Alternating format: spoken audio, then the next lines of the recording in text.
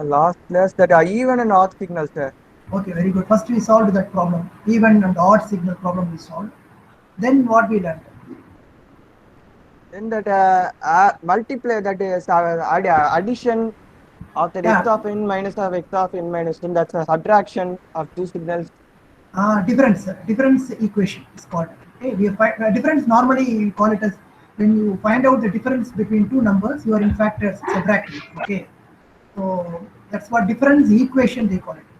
So Sir? difference equations comes from differential equation. Okay, normally when you compute dy by dt, how do you compute? You take 2 points, is it not? Some y of t minus y of t minus 1 you take, you find out the difference divided by the time. Okay, that delta t. Okay, normally you get that differentiation. So you can convert a differential equation into a difference equation form.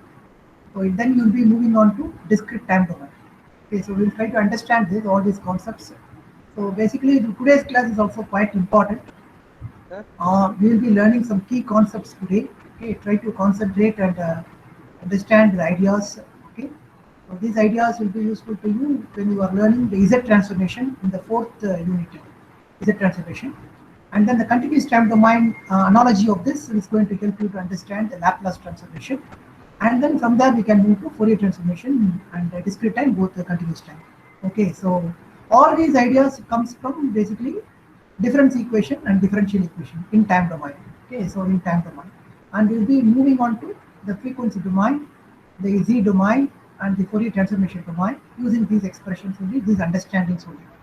So that's why I'm telling yesterday's class also was very important. Maybe you can go through it again, and again you can go through today's class lecture again. You listen carefully, and if you have doubts or something, we can again discuss.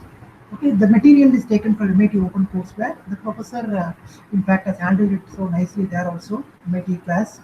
Um, but you cannot interact with him. But here you can interact with me. Okay, so we can have a discussion and we can go back and learn things. So that's the advantage. Okay, so try to concentrate for another 30-40 minutes to understand the ideas clearly. Okay, with that we'll proceed now. So this is where we start. We started yesterday's class. I hope you can recall this expression: y of n is equal to, okay, this is y of n.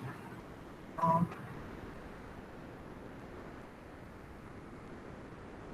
this is y of n signal, x of n minus x of n. This is x of n signal is entering now.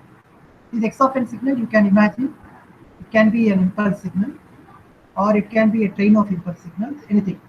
Okay, but all these are x of n, basically they are discrete.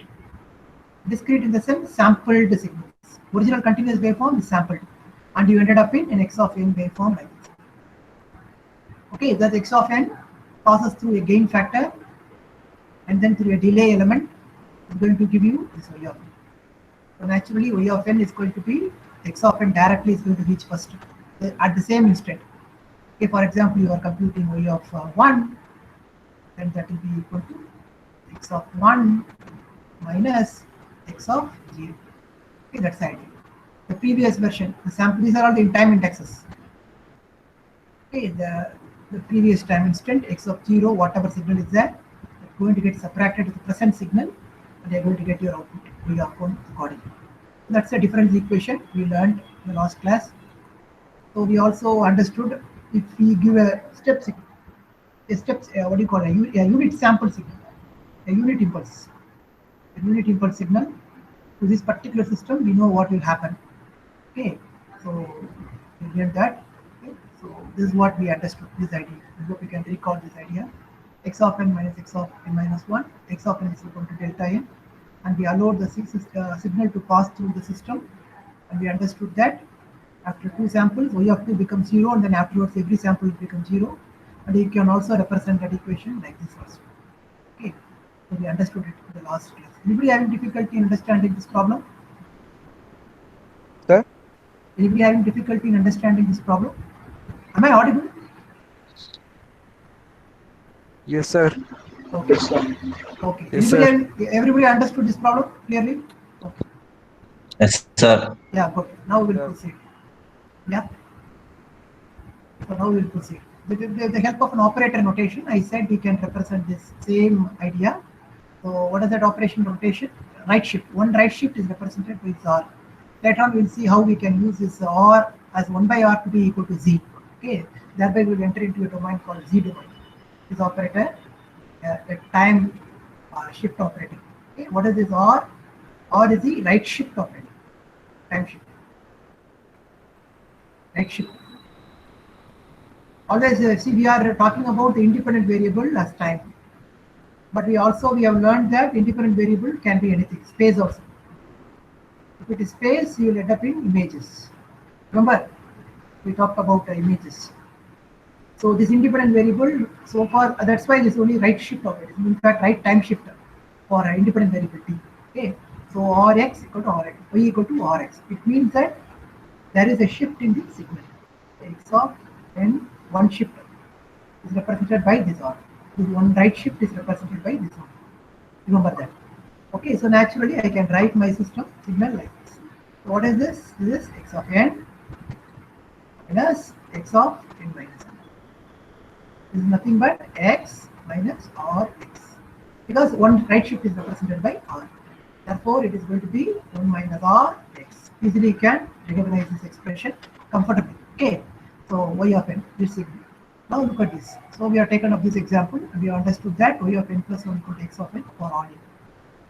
That's the right answer. Okay, rest of the values are all wrong. If y is equal to Rx, then yn cannot be equal to x. Yn is equal to x of n minus 1. You understand? That's why first one is wrong. But this one is right. This is y of n equal to x of n minus 1. So what is y of n plus 1? If I'm going to increment 1 here, you're going to increment 1 there, it's going to be x of n. That's why it is right. This one is wrong. And again, this one is wrong. None of the others also. So easily can understand it. So the same manner, we can give a y of 1 is equal to x of 0 is the right answer. That's what we learned. The operator reconstruction. This is a very important idea. So in fact, this idea, as I told you in the last class, we'll be taking it to the 4th unit, Z transformation, as well as to the concepts like DSP, control theory, and then my modern control, discrete control, all these subjects. We'll be using this kind of cascaded systems, where we'll be cascading two systems. Okay, one system, another system, cascade to them. And we'll be studying mathematically the ideas and all in all these subjects, including digital image processing. Okay, you can name it, or process control. Okay, all those subjects we'll be learning again this idea. So try to concentrate and understand this idea clearly. With the help of an OR operator, a right shift operator, you understood that y of 1 is going to be equal to 1 minus R x. And y2 is going to be, y1 is the input node. Therefore, 1 minus R y1. Okay, we have understood how to write this as with one or right shift operator. Then as naturally, if this is going to be y1, 1 minus Rx, y2, then I can replace this y1 with this first expression. This expression number 1 I can replace it. So naturally, I'm going to get 1 minus R, 1 minus Rx. So this is where I said the idea of polynomials comes into picture. Okay, so maybe I'll show you the original slides for you to get a better understanding of this one. Okay, so look at this. So far we learned this. Now I said that with one delay, sorry, not this one.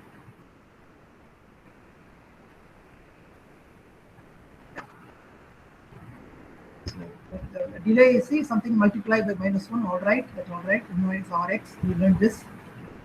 Yeah. Yeah, now look at this expression. I think there is one animation. It's not there. Okay, we'll go to the next slide. Fine. So now look at this case. You can understand this one by saying that y2 of n is going to be equal to what? This is now the input. Okay, for this system 2, for example, system 1. For system 2, I'm getting output y2. That's nothing but y2 of n is going to be equal to what? y1 of n minus delayed versions of the same signal. y1 of n minus. You agree? So naturally, I can plug in for y1 now. y1 is what? This is y1. Output of this system. So naturally, that is nothing but x of n.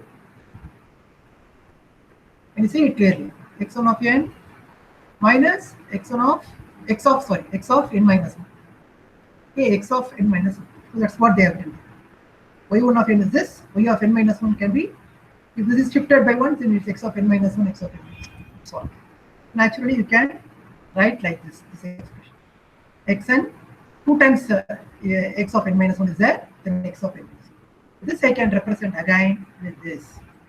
Okay, operator representation. Y1 can be 1 minus r x, therefore 1 minus r x, 1 minus r the whole square x, that's going to be 1 minus 2r plus r square. That's what you are seeing here. Okay, is it clear? Anybody having difficulty in looking at this polynomial expression? You want me to repeat it again? Anyone? Is it clear? The idea is clear? Yes, sir. Once repeat again. Once. Okay, listen carefully. This idea is very super important. Okay, so super important means you try to put more effort on it. Wherever I say super important, try to put more effort, because somewhere you will be again and again and again using, okay, throughout your career. So those ideas you need to be very thorough, proficient. Okay, that's why I say they are super important. Okay, I put wherever I put hereafter, follow this. Okay, wherever I put this symbol, try to spend some time and understand it clearly. Okay, so now what I am saying is I have two systems. Discrete system 1, okay, DS1, another one DS2. I have cascaded these two systems. Cascaded means what? Okay, one system's output will be the input to the other system. For example, Y1 is output of the discrete system 1. That is the input to the discrete system 2. So I have cascaded like this. If you look at both of the systems, they are both difference equation. Okay, so I can generate Y1 of n by taking x of n. Okay, x of n minus, there is a minus delay, x of n. So I can generate my y1 of n like this. Is it clear? Is it clear? Y1, how I am getting y1, is it clear? Anybody having difficulty?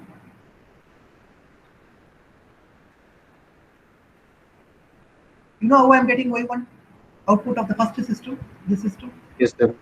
Okay. Now if I'm going to uptime that, then I will be giving that as the input to the second system. Okay. Therefore, y2 is what then? See, remember all these x, y, we are all talking about discrete samples of signals. They are all samples. Okay. x1, x2, x3 like that. So naturally, y2 n is going to be equal to what? y1 of n, that is the input. That's going to come directly here first. And then there is a delay. Okay, minus, there is a delay. Previous value will be taken. Minus. Whatever value stored here, it will be taken after one instant. Therefore, this is going to get added with the previous value of the same signal. You understand? Y1 is getting added, for example, y of 1 is getting added with the previous value. But that addition is, there is a negative symbol, therefore it is going to be y of 0. That's what you will be getting here. Every instant. Y of 2 will be y of 2 minus y of 1. Y of 3 minus y of 2. You will be getting like that. So samples here. Okay. So naturally, we can understand now clearly that this y2 receives input y1 and y1 receives input x. So naturally, if I'm going to compute y2 of n, that's going to be y1 of n minus yn of n minus 1. Then for y1n, I can substitute first system inputs. Okay, xn minus 1. That's what I substituted. Okay. Then the same manner, y1 n minus 1. What is that value? You already learned that if y1 of n is this, y1 of n minus 1 will be just reduce this by n minus 1, n minus 2. That's what I have done. Recursively. Okay, you understand? Everyone with me here? The second point. Y1 of n, if it is going to be x of n minus x of n minus 1. What is y1 of n minus 1? What is that?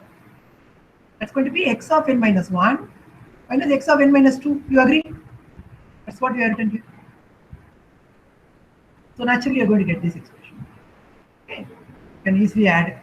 Then that is what, in fact, we derived this last slide. So that's what this 1 minus 2r plus r square x.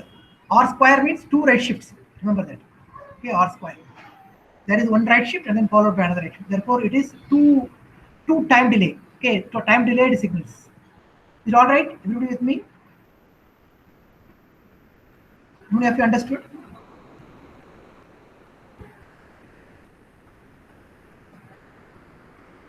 X of n. Can you see it? Minus 2 times x of n minus 1 plus x of n minus 1. That is what this is. R square indicate 2 time delays. One R indicate one delay, man. 2R, R square indicate two delays. This 2 indicates the amplitude. Okay, amplitude of the signal. Don't get confused. You understand what I'm saying? Everybody with me here? This slide. Can I move? Yes, sir. Yeah. Yes, sir. Yeah. Yeah. Good. Anybody having difficulty in understanding this? Anyone? Okay. I'll proceed. Okay. So the same manner I can represent this with the help of a representation like this. Okay. So this is one representation. Representation 1. Block diagram representation. And this is another representation. So what I have done here is taken the signal because your original signal is now what? X of n minus 2 times x of n minus 1 plus x of n minus 2. 2 time delay. This is what my output y of n is. We have learned that in the previous slide. Now see x of n is here. So at this point x of n is directly going to come here and with a delay multiplied by an amplitude minus 2. That's what this. And again one more delay. This is x of n. What is this signal? X of n minus 1. After 2 delays, this is going to be x of n minus 1. So I'm going to add all these 3 here. That's what is the representation. You understand this clearly? So this is what we ended up in, and that's what I'm representing through this block diagram. Anybody having difficulty in understanding this? Is all right? Can I move? Repeat again.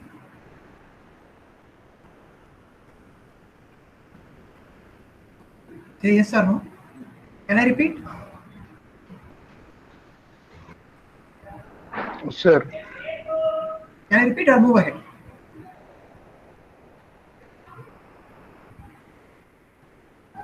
I'll move. Okay, I'll proceed further. So those who are having difficulty, please stop me. This idea is important. So 1 minus or 2 or plus. Normally we will be representing discrete time and digital signal processing. We will be realizing various representation forms like this. Okay, this is one form, they call it as. Okay, this is a cascade form representation.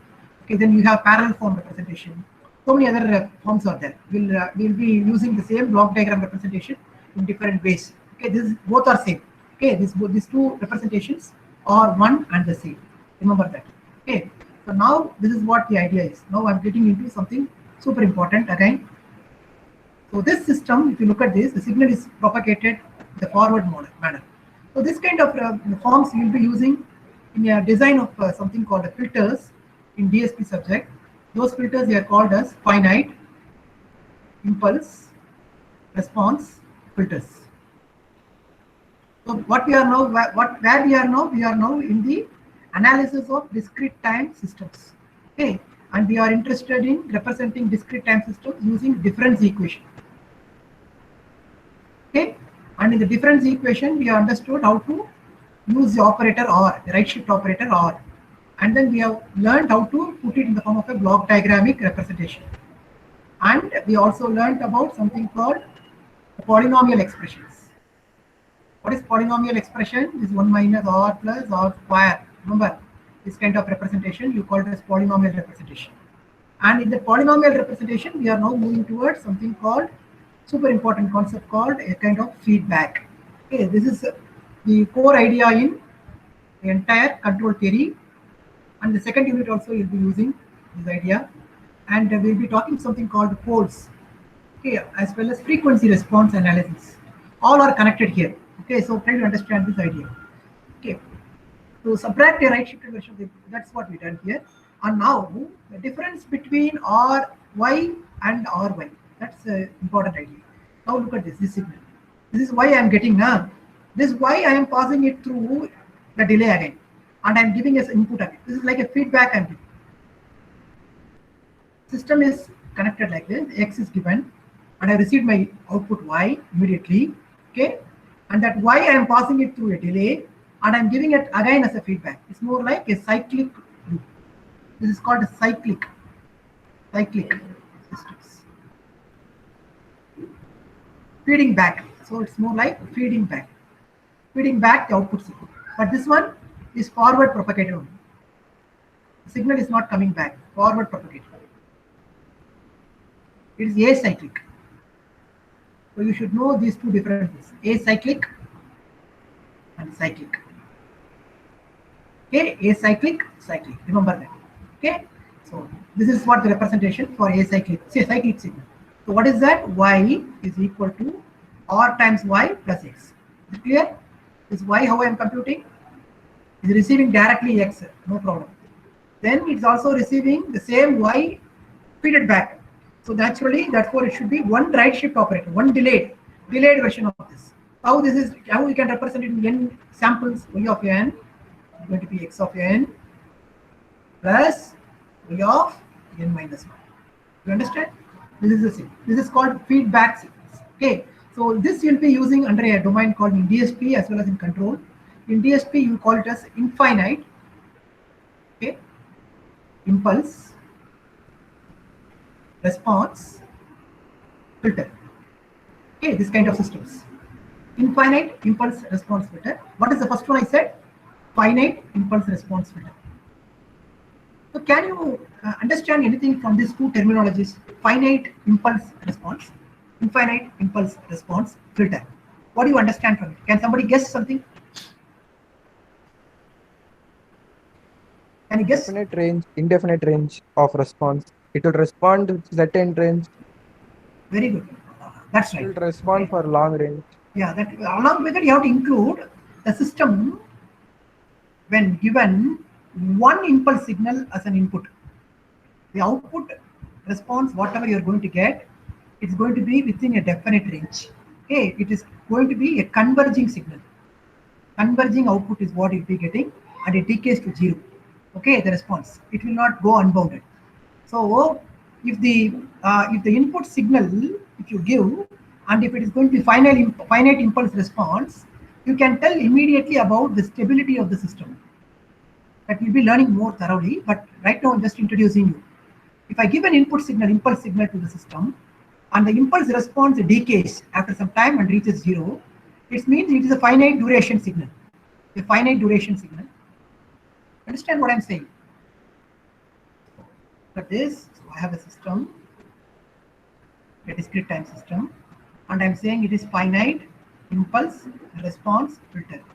And for this system, if I give one impulse signal, and the response will be more like it decays out. Okay, it will not go unbounded, and it is going to be a converging series. Okay, for one impulse. So that's why it's called impulse response. Why? It is finite. The response is finite. Finite. But this is the system. It's forward propagated signal. Okay, the signal is forward propagated only. But in the case of discrete time system, which is in fact behaving like an infinite impulse response. Okay. Now if I'm going to give this signal, the response duration is going to last for infinite. Okay, it's going to last for infinite.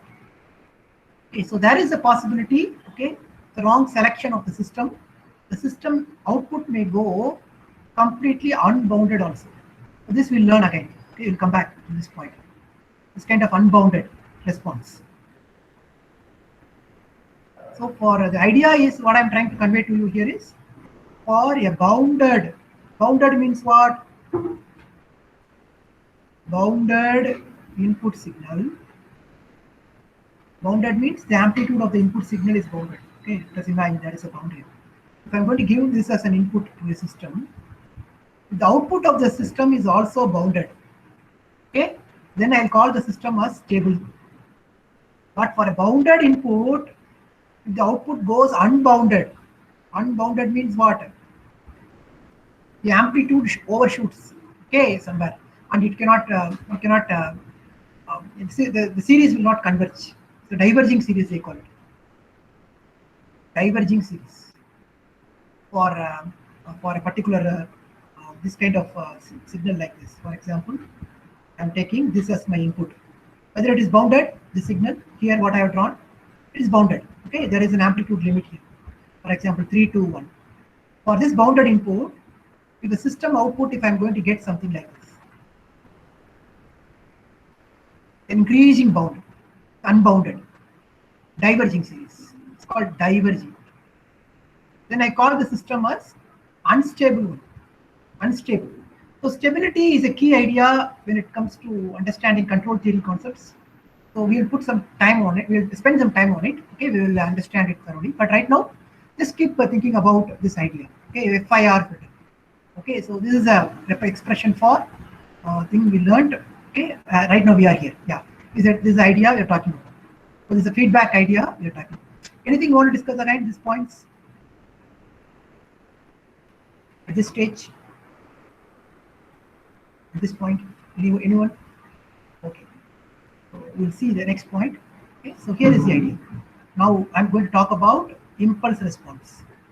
This will be useful for you to work out problem in the second unit also. So try to concentrate. Then impulse response. So I have taken up a signal. What is this system? It is FIR, IIR. Which one? This one? IIR, sir. This one, yeah, good. If it is IIR, okay, then what is your expectation about the system response for an impulse signal?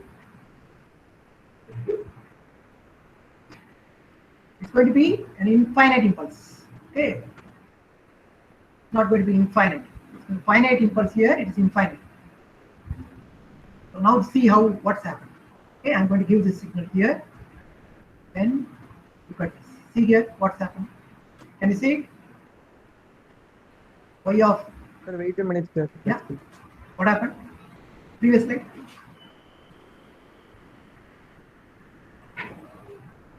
Yeah, is all right. Okay, sir. So we are giving one impulse to the system like this. Okay.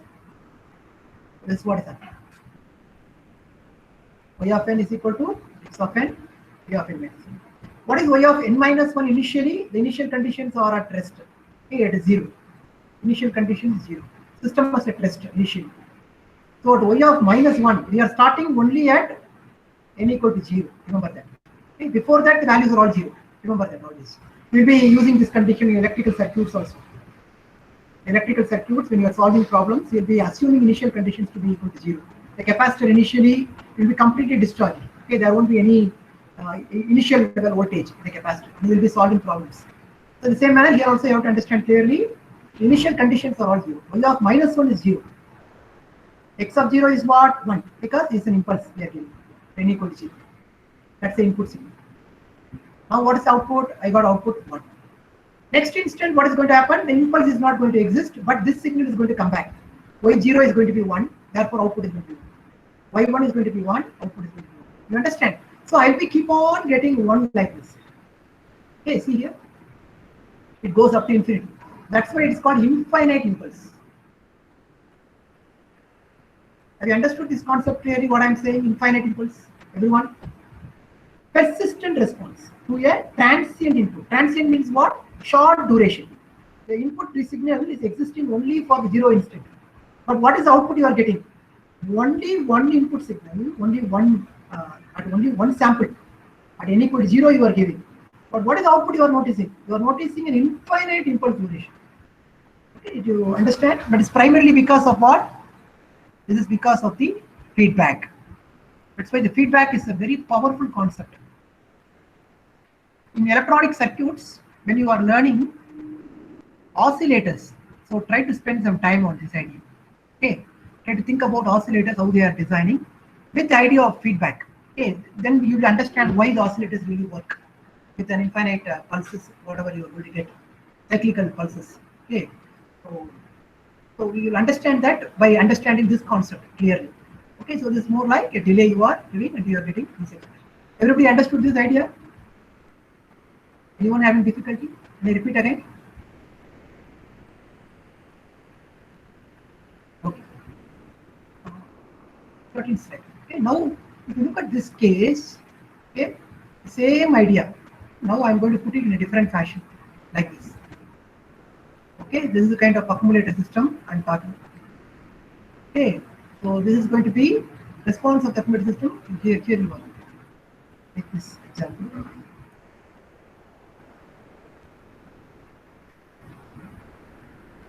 This is what we learned. Okay, so this kind of a system you call it as accumulator systems. So This system, FI orbital system, this you call it as what this one? This one. This one you call it as difference equation system. Difference. And this one you call it as FIR, IIR you call it as accumulating systems. Accumulating. Why? It's accumulating. It's cyclically accumulating. Okay, that's why it's called accumulating systems. So now look at this. Now the accumulating system, we have learned this.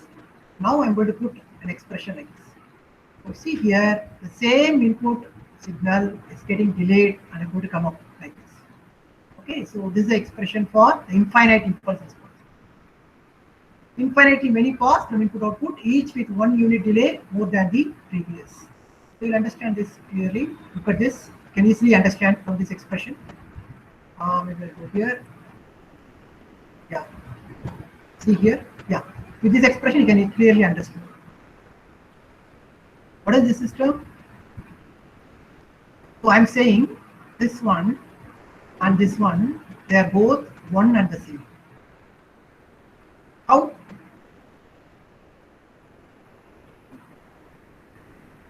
Look at this. What is this?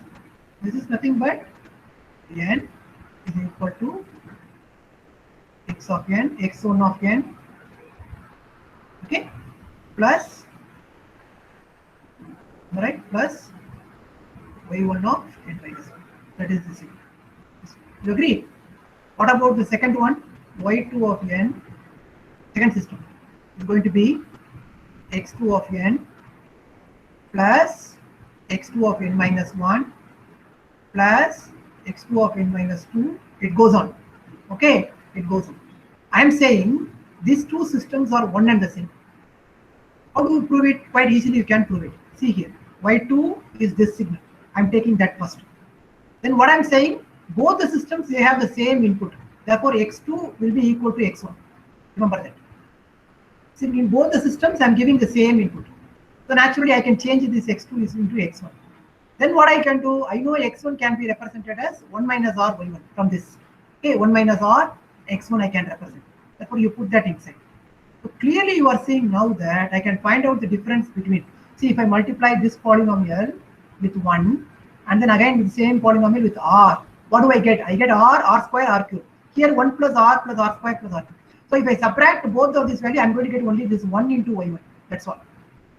So is it clear? Anybody having difficulty in understanding this? Can I repeat? Can I repeat this one again? Please repeat. Yeah, please. So listen carefully. I am taking two systems. Okay, 1 minus r y1 into x1 equal to x1. That is one system.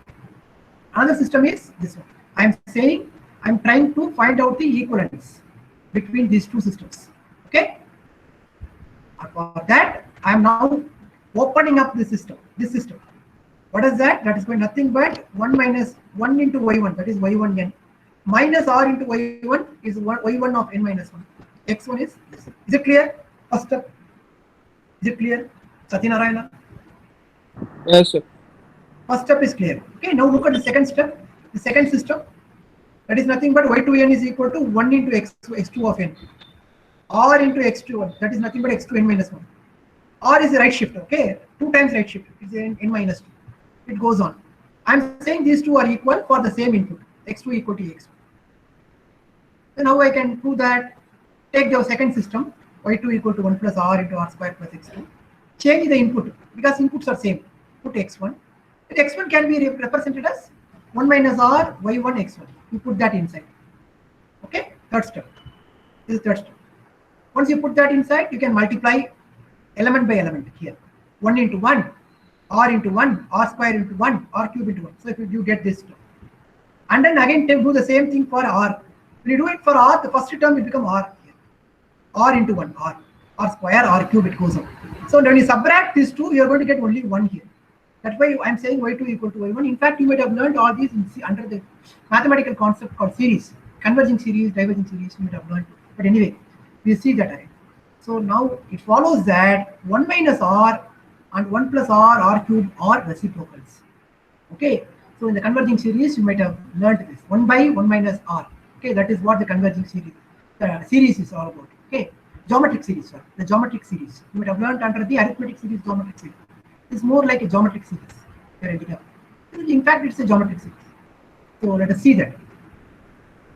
Now see, I can do that. I can take 1. So when I divide by 1 minus r, this is more like a division, synthetic division you call it.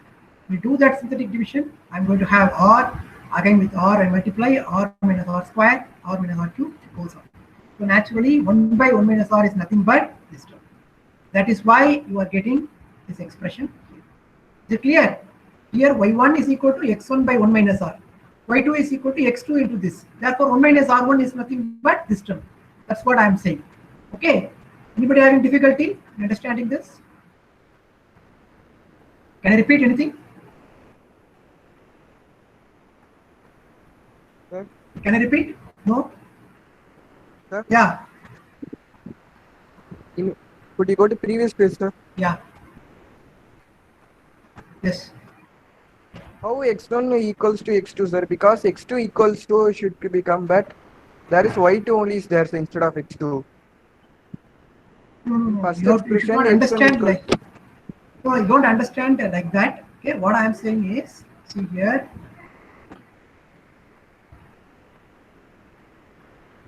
We are talking about something called discrete time systems. Okay. For that, the system receives an input and it gives an output. And the input output relationship. In the last class, I said about something called functions. Remember, for any function, there will be a domain, okay, and there will be a range. So there will be a mapping, is what we are trying to work out. This is the input signal, this is output signal. So this mapping is characterized by various differential equation. Here I am saying this mapping is characterized by 2 expressions. Okay, one is governed by this expression. Okay, this is the expression, first one. So y1 is equal to first one. This is y1 x1, first x1. y1 is equal to 1 minus r. Sorry, what is that? y1n. Sorry, right? y1 is equal to xn x1n minus y1 n minus 2. Okay, this is the first expression I told you. This one. If you look at this, you can understand it. Okay, is it clear? So then I can write it this one like this: y1 minus y1 n minus 1 is going to be equal to x1. Therefore, this is going to be 1 minus r. This is r shift. This is one shifter. That is y1. That's what I told you. The same manner, I have another system, TTS, wherein there is an input signal x2 and there is an output signal y2.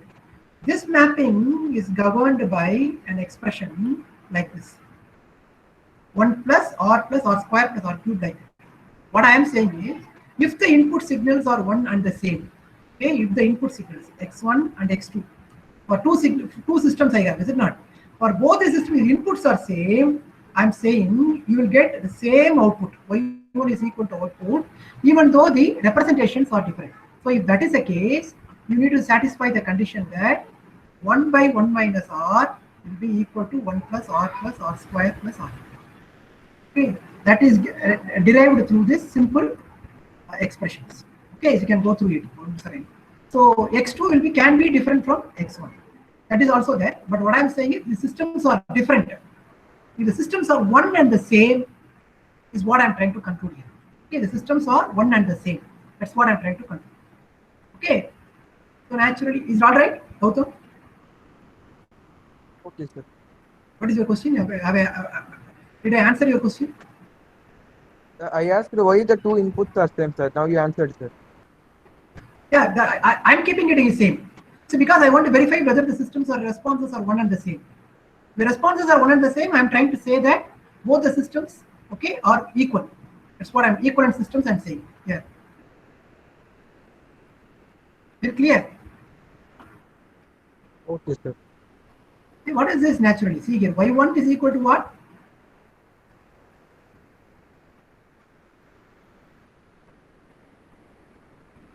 Okay, what is y2?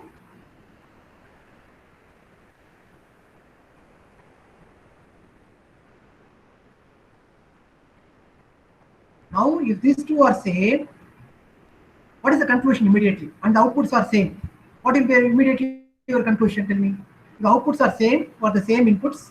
X1 is equal to x2, y1 is equal to y2 means what is your conclusion? 1 by r equal to 1 plus r plus r. That's what I'm trying to convey here. 1 by r is equal to 1 plus r square. So this is the idea I'm trying to convey. So the infinite impulse response filter can be represented through a particular configuration like this. What is that? And you are assuming that outputs and inputs are same, sir. Your assumption. Sir, assumption. No, it is not the assumption.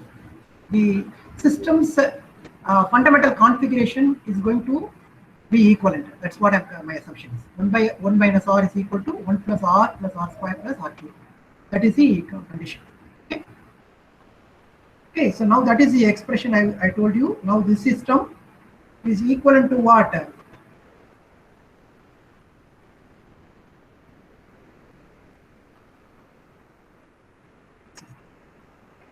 X.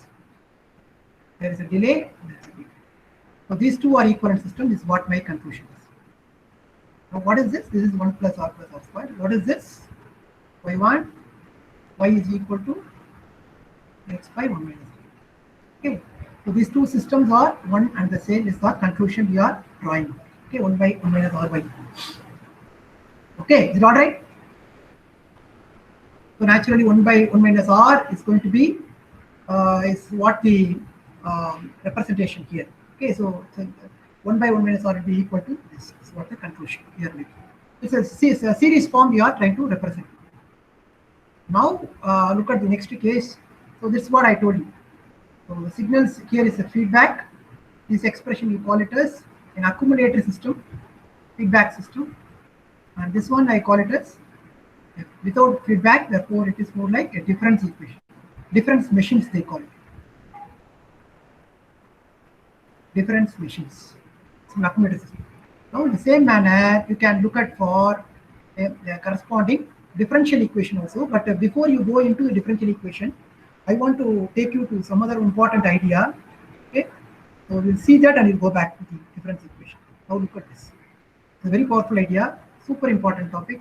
So now we have learned this. Okay, and the next topic, the operator representation we have learned.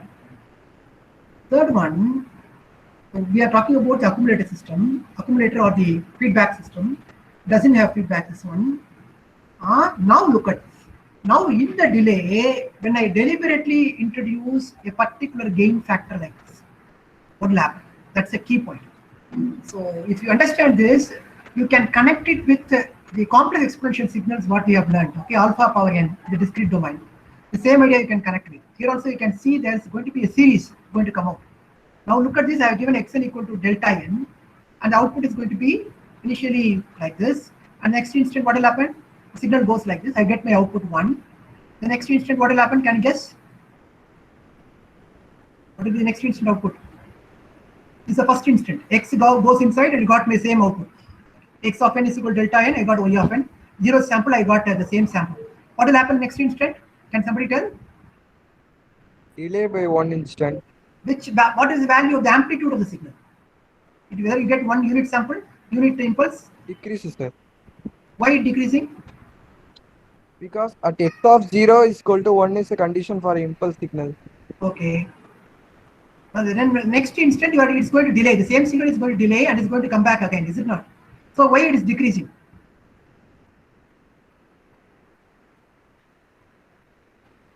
It is cyclical, is it not? As it is infinite. No. You understand the concept clearly here again and put some effort. Okay. So, result to this. So we are talking about something like this. This idea is super important again. X of n. Okay. And I'm going to give it. I'm going to take it out. V of n. What I'm doing is I'm taking it through a delay.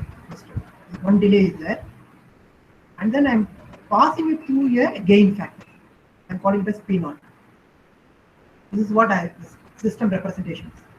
This I'm giving an immediate impulse at n equal to 0.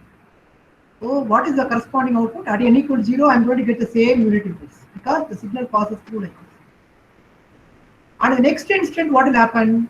This is going to pass through this delay, and based on this gain, the amplitude is either going to get scaled. Okay, P naught, if it is equal to 1, I'm going to get the same signal. If it is 1 by 2, 0.5, what do I get? I get 0.5. Are you getting the point what I'm saying? It's going to get multiplied. The signal is going to unit impulse. Till this point, delayed unit I'm going to get. So that's what I also believe. I'm going to get an impulse at the first instant. But it's getting multiplied by a gain factor. Getting multiplied by a gain factor. It's a feedback gain, they call it. Normally they call it as feedback gain. So the feedback gain, for example, if it is 0.5, what will happen? I'm going to get a 0.5 signal here. This one is going to be 0.5. Then what happens? The same 0.5 will go inside and come back here. With after the one delay at the second instant, can you tell me what is the next value will be? 0.5, sir. Yeah, look into the value clearly. 0.25. Yeah, 0.5 into 0.5. Okay, 0.5 square. Okay, you're going to get 0.5. So can you see it's going to decrease now? Now 0.25 will go inside and it gets again multiplied with 0.5, 0.25 into 0.5, and it will be much lesser than 0.25. You understand? So if I'm going to choose any value between 0 to 1,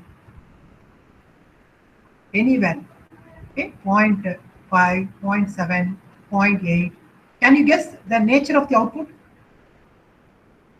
If the gain value is between 0 to 1, can you guess the nature of the output? It will be decreasing, sir. It will be exponentially decreasing. It's a key idea you should not forget. So the gain is key there, between 0 to 1. If it is between 0 to 1, you would have an exponentially decaying signal like this. If it is greater than 1, what will happen? Can you guess? 1 initially, then 1 into 1, for example, 1.25 you choose. If it is 1, exactly what happens? You're going to get the same impulse again and again. Because nothing will change. The same impulse is going to come.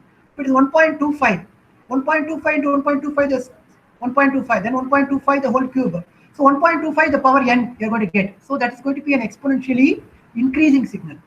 So between 1 greater than, p value is greater than 1, you are going to get an unstable response, exponentially increasing data. Between 0 to 1, you're going to have a decaying response. Okay, if it is less, if it is -1, okay, between 0 to -1, what will you get? You get a decreasing values, but alternate values. Because why? -1 power 1, -1 power 2 is plus, then -1 cube is minus again, -1 power 4 is plus 1 again. So you get alternating signals. Okay, positive, negative, but it is a decreasing converging only.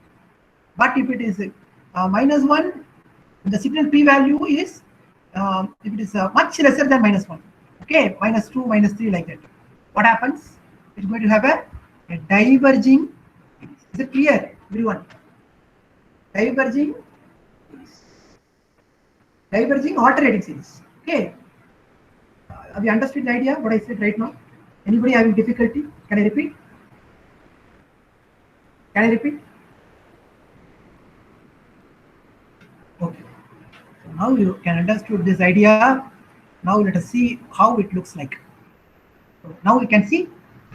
Now I do it for next time. What happens?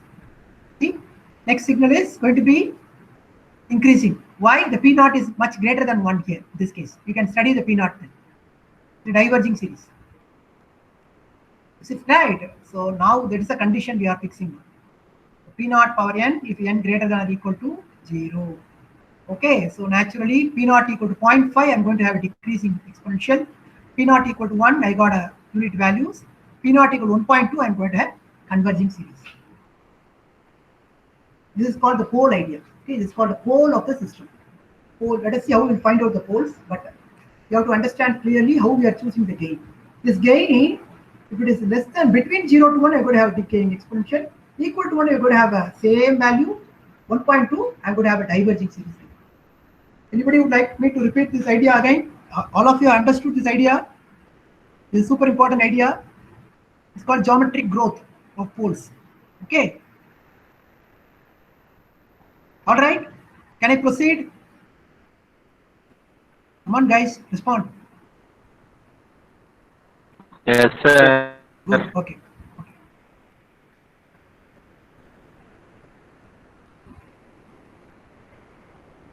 That's the idea.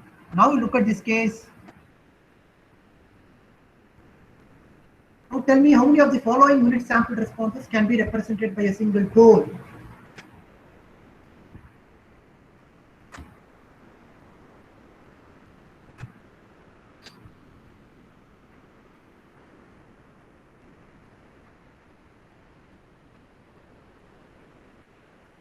One pole is sufficient for which one of the, how do you say that?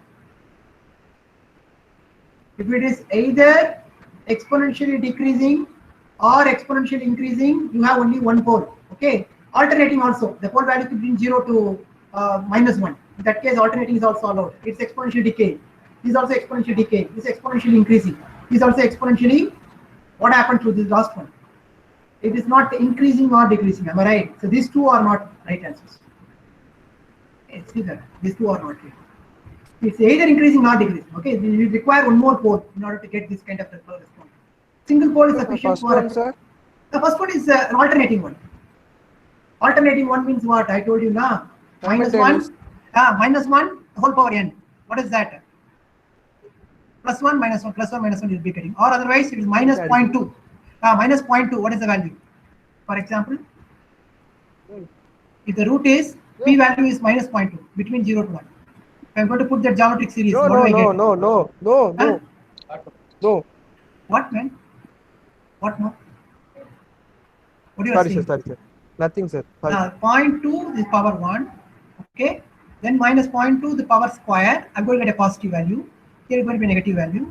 Then again -0.2 the cube. I'll be getting a negative value. Can you see it? That's why I'm getting alternating. But what happens to the amplitude? This 0.2 is decimal value. So these values are all going to be smaller. Okay, all the smaller values are all going to get smaller. So naturally, you are talking about an exponentially decaying signal. You understand? Both are same. These two are same, but only difference is this minus is giving you alternate values, positive, negative. So, but it's an exponential decaying only. Both are exponential decaying. Okay, you understand? That's his idea. That's why you're getting that waveform. Sorry. This is like that, exponentially decaying, but only one pole only. It is -0.2, -0.4 like that. This is 0.2, for example. It is 0.2, 0.3 like that, between 0 to 1. This is increasing, greater than 1. But these two, if you look at this, it's increasing, then decreasing. And then this also, there is a kind of a constant value. It's not either increasing, nor decreasing. So there will be some other poles involved. That's why you are getting this kind of response. So these three are one single pole. Now that's what this expression tells you. Please look at the slide for a minute. Carefully look at it. If you have doubts, please ask.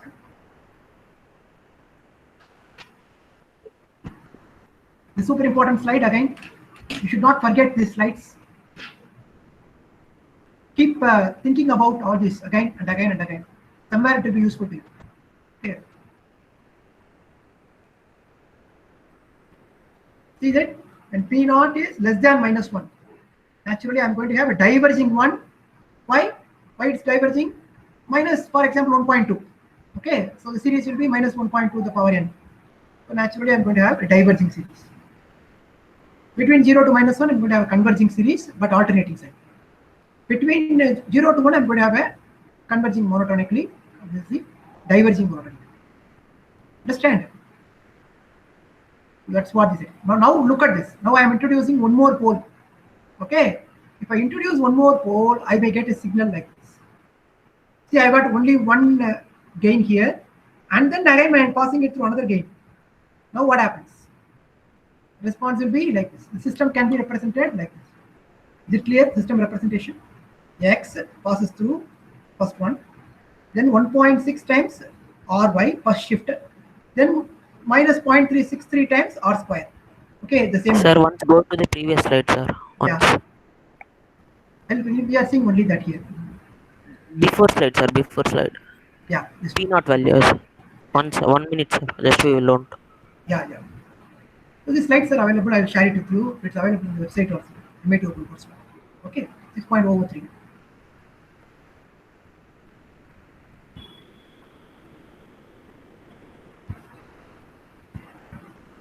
All right, Sir, Kumar. Yes, sir. Yes, sir. Yeah, anybody sir, having difficulty? Yeah, please. sir, no, sir. Yeah, please. Yeah, please. Just simply asking, sir. Yeah. If you are feeding the amplitude 1.25, it gets multiplied into 1.25 per n.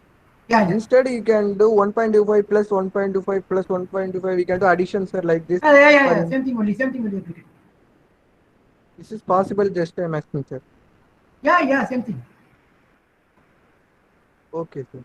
No, I think addition. Why should you add multiplication and addition? How it become equal? It's like it's a power, man. How you can add? No, sir. With signal, is it possible to add like this? I'm asking, sir. Is just simply I'm asking, sir, like this.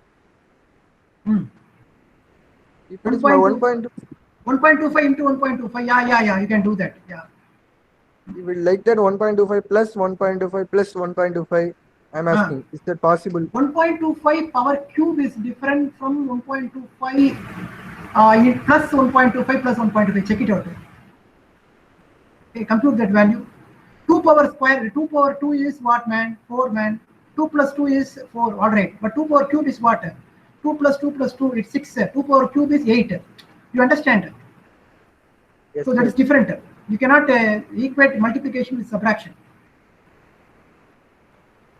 Understand my point, Gautam? Am I right? Yes, sir. Yes, sir. 2 power cube is not equal to 2 plus 2 plus 2. You understand? That's the idea. It's exponentially increasing. It is exponent. You are taking the value to the power. Okay, so naturally it's an exponential power. So that you cannot add. Okay, is it clear? Multiplication will not be equal to this addition. Okay. All right. You have doubt, Gautam? No, sir. No, sir. Is all right? Yeah, fine. You cannot add. So now look at this next case. Yeah, this is the idea. So then you got two responses. So this is a second order response. So look at this. I got x, 1.6 r y, 1.63 r square y. Now look at this. This is a second order system. Okay, the previous system I told you now with single pole. You call it as a first order system. First order difference equation. This is what? A second order difference equation. Now we got a second order difference equation means how many poles I'll be getting? I'll be getting in a polynomial expression like 1 minus 1.6 r plus 0.63 r square. I can factorize this immediately. I'll be getting two roots. Okay, these two roots means I'm getting two poles for my system. Okay, the roots of the polynomial, they are the poles here. Okay, now look at this. I can represent like this, or otherwise I can represent. Okay, both are same. All right, factored form representation. Okay, I can either put it like this or put it like this. Both are same. Because factor form you can change, interchange. 1 minus 0.7 or 1 minus 0.9. I just simply interchange. Both are same. Okay, the order doesn't matter. All right. Now this is a second order system we are talking about. So we learned this one factor, one pole. Now we got two poles. Now when you have two poles, you can represent like this. So it's more like this. Okay, we already learned 1 by 1 minus r is equal to 1 plus r square plus r. So that's what this expression. Okay, then I'll be getting this kind of a complex model like this. You need not go for this model. Okay, then I can represent. You can go through this. It's not difficult. Okay, so a plus b, a square plus ab plus b square. So these are all the coefficients y by x. So these are all the corresponding values you'll be getting. But the simple representation is this. You can write the form in the form of a denominator polynomial like this, and then apply partial fraction here. A by 1 minus 0.9 r plus b by 1 minus 0.7 r. Get the values of a and b, and I'm going to have two systems like this. 4.5 by 1 minus 0.9 r, 3.5 by 1 minus 0.7 r. So if you do that, the representation will become like this. Okay, can I repeat this statement again? You want me to repeat? Anyone? Have you understood what I'm trying to convey to you? I can represent this expression, this particular block diagram like this. First step, everybody understood? Easily you can understand it. Primarily because we learned that. So this is a representation. I can write this equation in the form of a polynomial expression like this. Okay. This is the input, this is the output. So output by input, is going to be 1 by 1 minus 0.6 r plus 0.63 r square. You might have learned this under the Laplace transformation domain, like 1 minus 1.6 s plus a square term you will be getting. And you might have learned how to apply partial fractions there also. The same idea is here. So I am representing my system like this. Now I am applying the factored form like this, 1 minus 0.9 r, 1 minus 0.7 r. Having done that factoring form, I am going to write this in terms of the partial fraction form, a by 1 minus r plus b by 1 minus 0.7 r. So if you do that, I'm going to have a and b terms like this, and I can represent my system immediately like this. This is a very powerful idea. Those who have not understood, please go back and see again. Okay, so this x of n is equal to delta m, and I'm going to give for the first system I'm going to have 0.9 to the power n, because 0.9 is the pole, and for the second system I'm going to get 0.7 to the power n, and I'm going to add these two with the multiplication of the gain factors. I'll be getting my response something like this. A very powerful idea, super important idea. So listen carefully. Those who have not understood this slide, please ask me again. Everybody understood this slide clearly?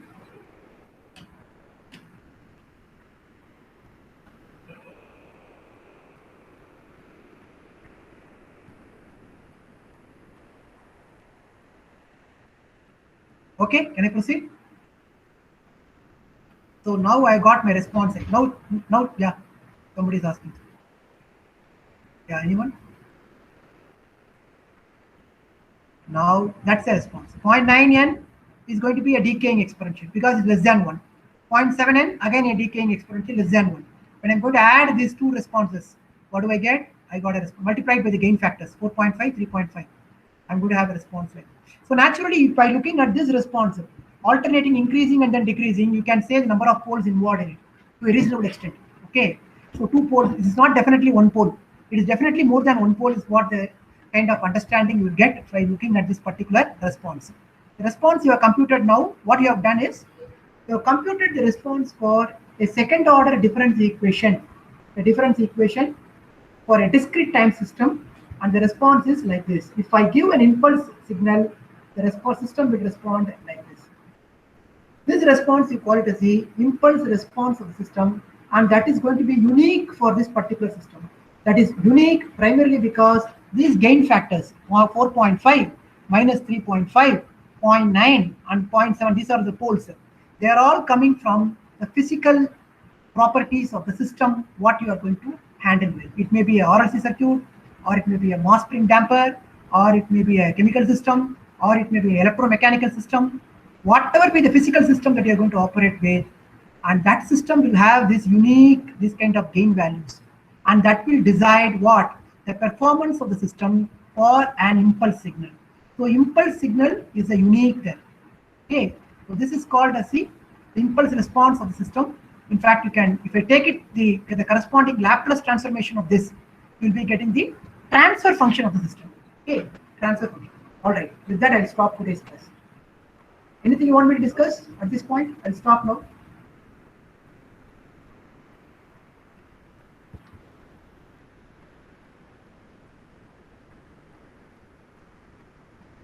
Yeah, anybody like to discuss something? Okay. Yeah, please could you please give solutions for the last test? Yeah, I'll share it today. Okay, I'll share it today. Good.